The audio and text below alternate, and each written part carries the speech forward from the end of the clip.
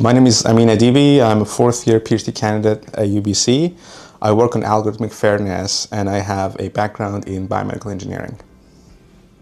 My research is on bias and fairness in medical algorithms. So broadly, we look at statistical and AI tools that are used in medicine and want to make sure that they work equitably well for everyone and they don't harm people.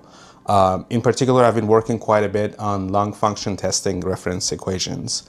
So if you are suspected of asthma or COPD, your doctor might send you for spirometry, which is the most common lung function test.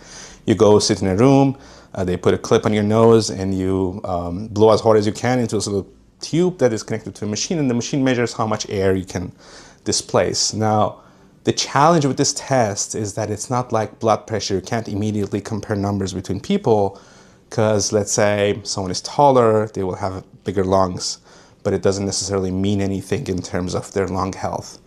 So the way doctors interpret these tests is using reference values, kind of like when you do a blood test and you have a number and then you have a range in front of it, and if your number is within that range, it's considered a normal value. And until recently, these normal values were based on biological sex at birth, height, age, and race and ethnicity. In the last few years, race and ethnicity has been removed from this equation, and my work looks at different aspects and implications of this change, making sure that as we go through this algorithmic reform, we make sure that the algorithm is still performing well for everyone and does not harm patients.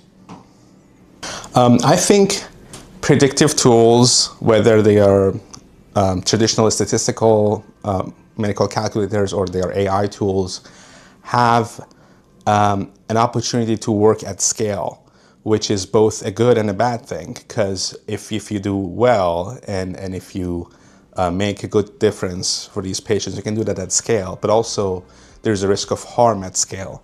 So I'm excited about being able to do good at scale, but I'm also very worried about harm at scale. So a lot of my research is focused on how we can make sure we don't do any harm.